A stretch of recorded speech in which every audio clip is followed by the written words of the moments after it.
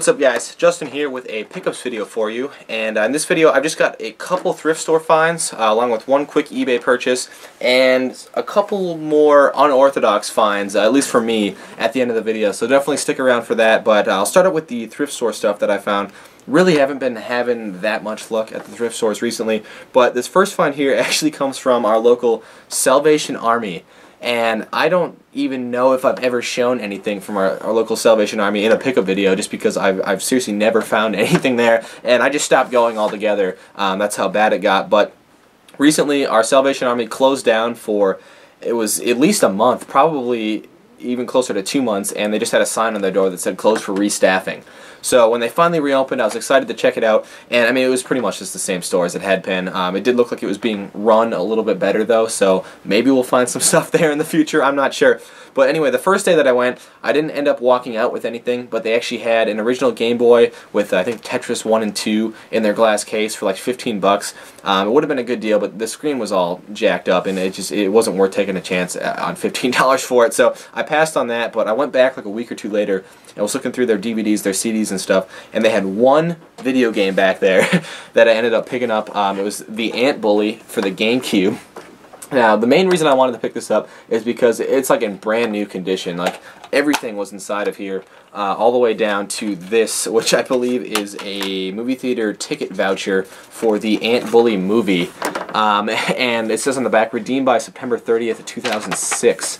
So, missed that, but it was cool that that was still in there. I do already own a copy of this game, actually, but my copy, I think I picked it up at a garage sale a couple summers ago, didn't have all that extra stuff in it, and this one's in a lot better shape, so I'll be switching this one out for mine. I think I paid $3 for it. Actually, I think it was 25% off, too. It's got like a green tag on the side of it there that has the number 5 written on it. I don't think that has anything to do with the price. I think it just is like a color coding thing. But green tags were 25% off, so it was like $2 and some change for this, which is good to see that they sell their games for like $3. So if I ever find any games there in the future, at least they'll be cheap.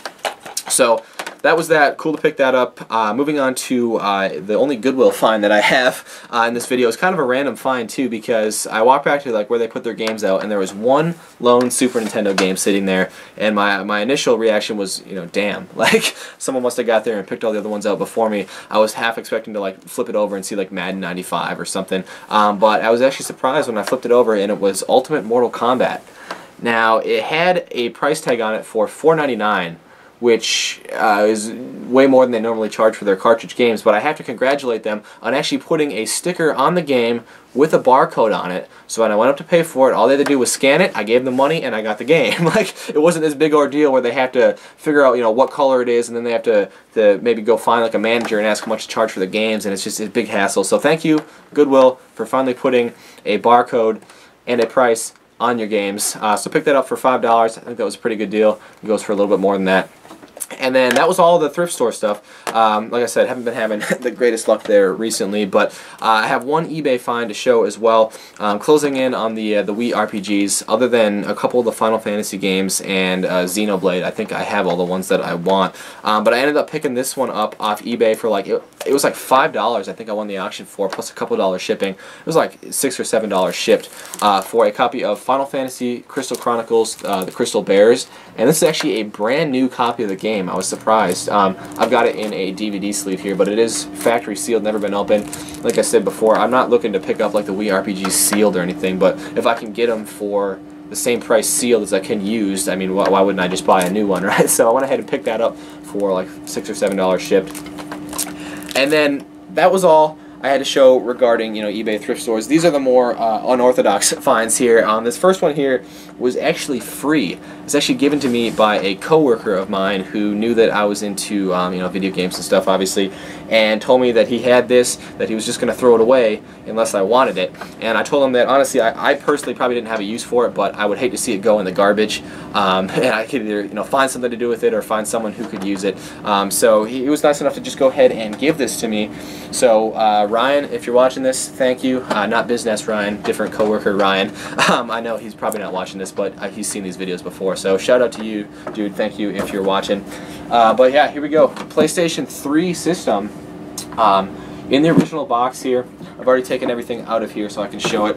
It didn't have like a controller or anything in the box, but it had the system here which again is broken, unfortunately. And I'm trying to remember what he told me was wrong with it. I think he said that the cooling fan broke, and that it very well could have like fried the board inside because he can't even get it to turn on. So I think it's pretty much done for. I don't really have the means to fix it, but obviously there's still some good parts here. There's still like a hard drive inside of it and stuff. So even if I can't find anything to do with it myself, I'm sure I can find somebody who'll be able to use that. And it had some other things in the box too. Of course, the box was cool to get in itself. I mean, it's a little bit beat up, but I mean, still a PS3 box. It had like the cardboard inserts and stuff in there.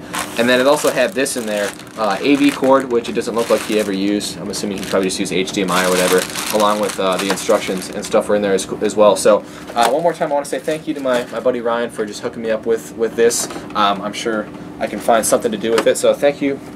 And moving on to the last, probably the biggest purchase for this video, probably one of the bigger purchases I've done all winter as of yet anyway, and I pretty much have to tell the backstory to explain this. One of my friends recently got an Xbox One, which I actually had the luxury of trying out just yesterday. Actually, I played Rise, and I guess just quickly my first impressions. I mean, visually it looked like a next generation system. I mean, I don't really know what more I can say about that. I mean, it looked better than any PS3 or any Xbox 360 game that I've ever seen. Even when like GTA 5 came out for the 360, I was blown away by those graphics. But Rise, for the Xbox One, was at least one step, if not a couple steps ahead of that as far as like detail and environment goes and everything. Other than that, I like the controller. The new Xbox One controller. People were complaining that I heard people complain about the joysticks were too small. I don't know. I've got pretty small hands, so it seemed to fit in my hand pretty well. I really like what they did with the D-pad as well and the trigger buttons. So that was an improvement. But other than that, it looked pretty visually appealing. I only played it for a half hour or so, so I can't really speak too much of it. But I'll give you guys some impression updates in the future when I spend a little more time with it. But anyway, since he got the Xbox One, he was looking to get rid of all of his 360 stuff, and I've helped him sell some of his game stuff in the past, but he actually asked me if I would be interested in buying it for myself. And I really wasn't looking to pick up like a 360, especially now, but he was offering it to me for such a good deal that I really couldn't pass it up, just more or less to have one. He was looking to get a new controller for his Xbox One, and he wanted to pick up a copy of Madden 25 for the Xbox One. So we went up to GameStop. I picked up a controller and the game for him, and we just pretty much did an even trade for his old 360 stuff. And here it is. I told myself, if I'm gonna pick up a 360, I'm not gonna wait until I find one of the cheap first model release systems at a garage sale or something and just cross my fingers that it works. Now I told myself if I was gonna get one, I wanted to get one of the good ones, and I think this is probably one of the better ones you can get. I really don't know a whole lot about 360 like bundles and models of the systems and stuff, but this is the 250 gig Connect special bundle here. And I don't know if I think this is the Elite is what it's called. I'm not 100% sure, but anyway, I was happy to get the big one, if you will, so I don't have to worry about like hard drive space. I don't have to worry about any like red rings, anything like that. So that was cool. And he kept his stuff in really, really good shape. I mean, he had everything in the box, down to like the baggies and the twist ties and stuff. And I've already taken it all out so I can show it easier. But here's the system here. Like I said, he kept his stuff in really good shape. It's got some minor scratches on the top and stuff, but nothing too bad. And I've personally, I know it works. I've played on it before.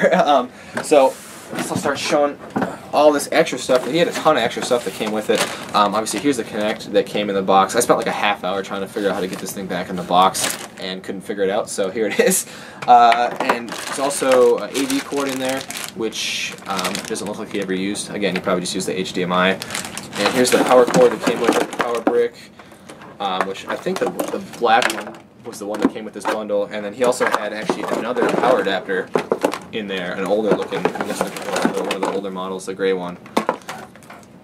Let's see, here's the controller that came with the system. I'm assuming the black one was the one that came with it, but he also had a wireless silver controller as well in there.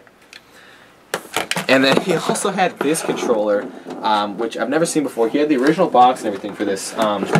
Here's a controller here. It's actually one of these Fusion Power A tournament controllers. Now, honestly, I don't think I'm hardcore enough at any video game in general to justify owning one of these controllers. I mean, this thing is like ridiculous. It's a wired controller, and I'm assuming the wire is just to reduce lag or whatever. But I mean, and it feels like a really nice controller and stuff. I don't know.